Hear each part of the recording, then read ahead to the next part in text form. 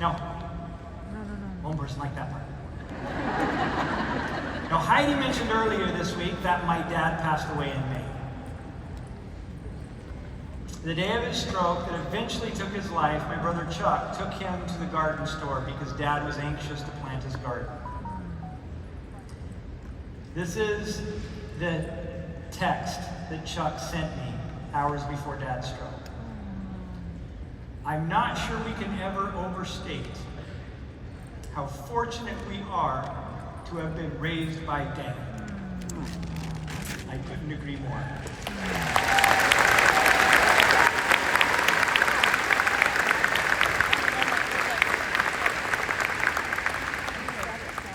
He loved us with an eternal and deep love. And I think those of you who have met him have felt that. He loved you just because he met you. And he saw in you the light that allowed him to love.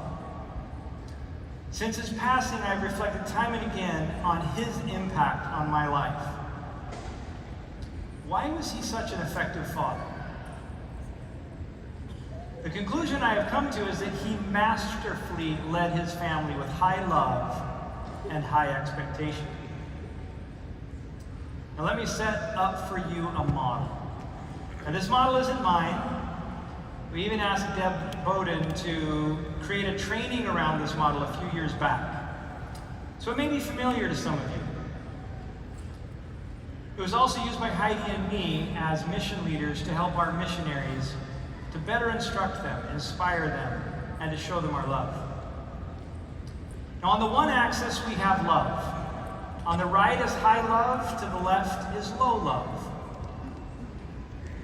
The vertical axis goes from high expectations on top to low expectations on the bottom. Now this creates 4 distinct quadrants, or zones. Let's look at the top left. This is where there are high expectations, a high drive, but low love. I call this the deviant zone. Here are some of the characteristics of people when they operate in this zone. They have little or no joy in the journey. There tends to be compliance issues. They might get sales, but the sales come without connection or kindness. They focus on looking good and what other people think of them rather than on being good and making a difference. They feel intently the daily grind of their business. They find, even if they are having sales results, little personal growth. And they find themselves resentful of other people's success. Now, opposite the deviant zone, in the lower right, we have high love, but low expectation. I call this the comfort zone. In dating, it's the dreaded friend zone. Spend lots of time together, but there's just no progress. There's lots of joy in the journey, but the journey is taking you nowhere. High loyalty and camaraderie might represent people that spend time in the comfort zone. There's little stretching. They don't hold themselves accountable to their goals or anyone else.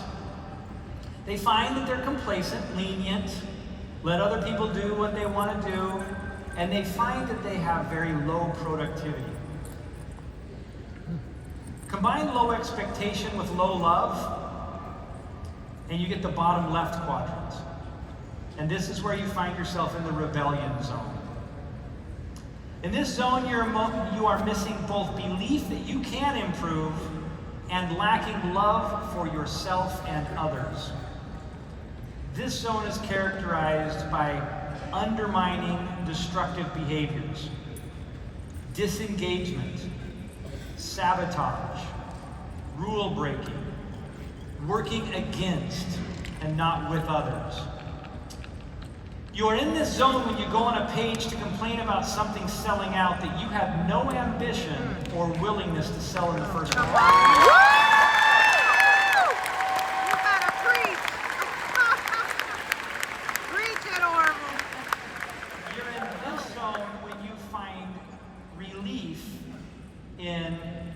To quote myself from a decade or so ago, peeing in someone else's pool.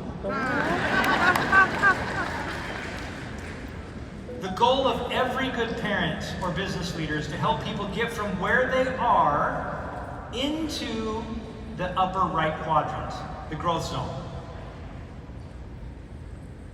In the growth zone, you both believe you can do great things and you are motivated by love. What does this mean, to be motivated by love?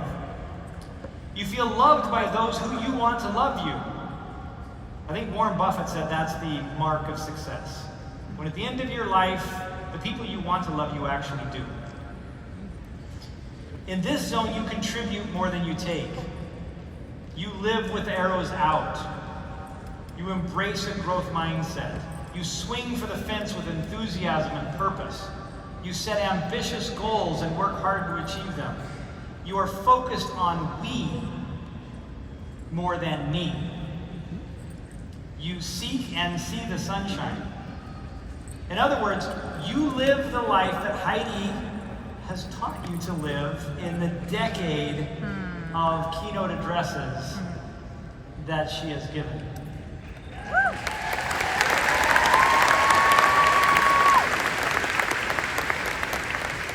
She can be the rudder, not only for my life, our children's life in Scentsy. She can be your individual rudder as well.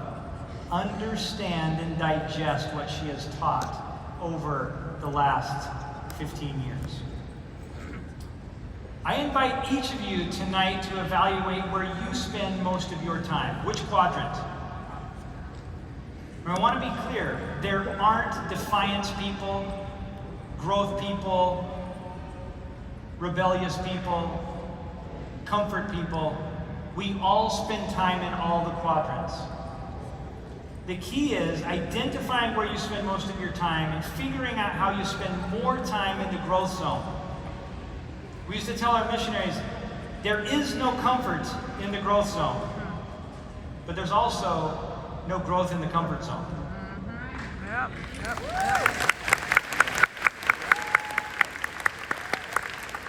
Once you identify where you are and identify the path to the growth zone, commit to a journey of growth, up and to the right. Do you want to understand one of the most powerful but least understood truths about Scentsy? Scentsy is a community of leaders. Every one of you is a leader. It doesn't take a leadership title to be a leader. Leadership titles are simply designation for those who have already demonstrated leadership.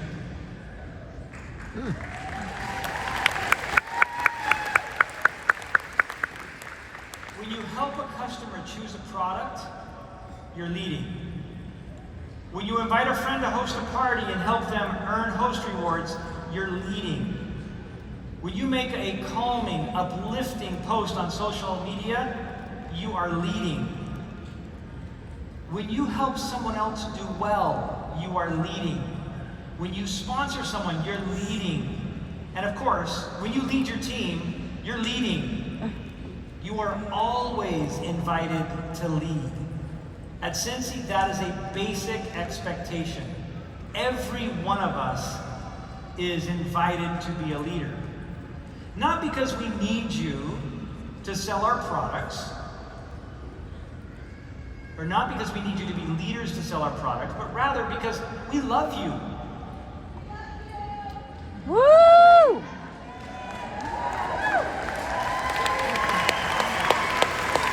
And from day one, Heidi and I choose to give you the opportunity to be leaders because it's fun and awesome.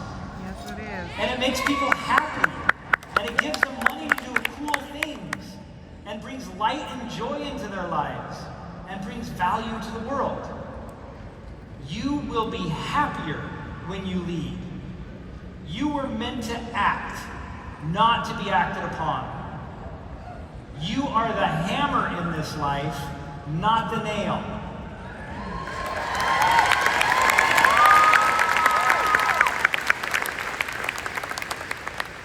So how do you lead? What does it take to be a great leader? John Maxwell teaches that people look for two things in choosing a leader. One, do I like you? And two, can you help me? If you can help me but I don't like you, I'll find somebody that can help me that I like. I won't follow you. If I like you but you can't help me, I will be your friend, but I will find someone else to be my leader. Do I like you? Can you help me? Leading people into and within the growth zone requires you to be simultaneously likable and helpful. Now, thank you. Here's the pattern that I want to teach you that will help you lead with love. First, lovingly meet people where they are. I want to tell you a story of a missionary. Heidi and I had only been in London for about 3 months. And there was this sweet elder from the Democratic Republic of Congo. He had about 2 months left on his mission. In my first interview with him, he talked about how he was taking the TOEFL test, and if he scored high enough, he might be able to attend university in the UK or in the United States. Then he was not behaving very well. He was a district leader, which is kind of like a director, about that level. There was about 10 missionaries that he was responsible to serve. A district leader had meetings to help motivate and teach the missionaries in their district. He was supposed to be supportive and loving and kind and go on exchanges and help them be better missionaries. He wasn't doing any of those things. He was kind of ornery. Now, he was talking to what we would know here as his upline, missionaries, and they were coming to me saying, we got to do something about this elder. He's a problem. He's like a cancer in the zone. He's creating problems with his district. So I called this elder up and I said, Elder, how are you doing? He broke down. He said, President, I'm so scared. In a month, I'm going back to the Democratic Republic of Congo. If I don't get a job working for somebody in the church, and there aren't very many jobs, I don't know what I'm going to do, where I live, or what I will eat. Getting to a university in the UK or America was my only hope, and I didn't score high enough on my test. Because I lovingly met him where he was, I was able to lift him. Tell him, Elder, you're going to be okay. You're on a grand journey, and the hard things in life are going to teach you the things you need to learn. You don't know the lessons that God has in store for you, but I promise you, if you, using this week's term, turn your face to the sun, you're going to be okay. And I gave him a blessing and asked him at that point, will you do me a favor? Will you call a district meeting? Will you find something for everyone in your district that you love about them and let them know today? Will you apologize to your companion for your behavior? And will you be the best missionary you can be for the next 2 months? And he said, yes, President, I will. Our assistants called us up a couple days later. What in the world did you say to Elder Chindaba? He is a new man. Now, what do you think would have happened if I would have called him up and said, Elder Chindaba, I need you to do this, this, this, this, and this. You're not cutting it. He would have been pushed further into the rebellion zone instead of lifted into the growth zone. we must first lovingly meet people where they are. We don't understand their stories, but when you listen and you walk a little bit in their shoes with empathy and love, then you will know how to invite them to greater faith. Greater faith in themselves, greater expectation to do greater things. After we lovingly meet people where they are, we personalize an expectation. It's quite different what you can expect of me than what you can expect of your brand new Scentsy recruit. Or a brand new Scentsy employee. Personalizing our expectations allows us to invite people to something that they can achieve. And when they raise to that level, then we can invite them to continue to progress. Now, one of the most important things about elevating to higher expectation is to help them believe they can achieve more. I'm reminded of the story, or reminded of our early years. We set the monthly sales award at 2,000 PRV, and everybody complained that it was too high and impossible to reach. About this time, a consultant called me up. She had gone to a show, and she sold a warmer, but she didn't put her name on the bottom. And the customer called the home office and said, "Hey, I'd really like to be part of Scentsy, but I don't know who I bought this warmer from." Now, at the time, I said, "Well, you know, Becky's helping out in the office. This is Becky Priest. Why don't you talk to her?" Not really thinking about what I should have done. You know, in hindsight, I probably would have done a little more diligence to find the person, but I was like, "Becky's right here. Why don't you talk to her?" That customer was Nicole Furland. Signed up under Becky Priest. So, I'll tell her name. Kristen Glauser is calling me saying, "I think I lost my opportunity with Scentsy. Nicole is doing such a great job, and she would have been in my team, but I didn't put a sticker on the bottom of my warmer, and now I've lost her." She wasn't blaming me for my mistake, but she just felt like her ship had sailed. And I said, "Kristen," I remember that phone call, "Kristen, you are one person away from your business fundamentally changing forever." Yes, yes, yes. That month, she signed up 80 Mitchell. Oh my God. We used to do calls, kind of like you do your team calls, and I'd report what sales were for the month. And Deanie, 80 was selling like 4,000 or 5,000 PRV a month. Remember, 2 months before, people thought 2,000 a month is too much. That reward is too high. Soon after, many consultants were reaching the monthly sales award because the expectation was raised. Lovingly meet people where they are. Personalize your expectation. Invite them to greater expectation for themselves and show them that it's possible. But then the most important part, generously praise progress. Never let a day go by without letting those you love and lead know that you see and appreciate the efforts that they are making to improve.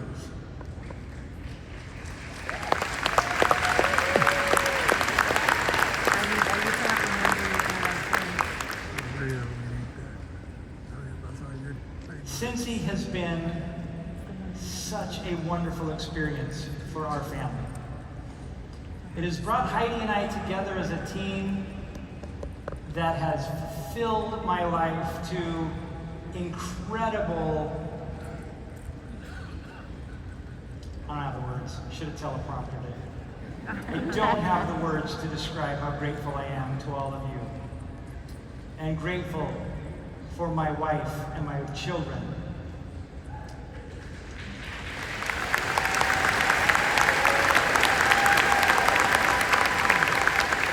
But I'm most grateful for my dad and mom, who taught us with great love and great expectation, so that we could rise to the level they knew we could reach, and that we could love the world enough that we could bring a lot of people with us. Thank you for coming with us on this 20-year journey. We will appreciate you and love you forever because of your choice to do so. Thank you.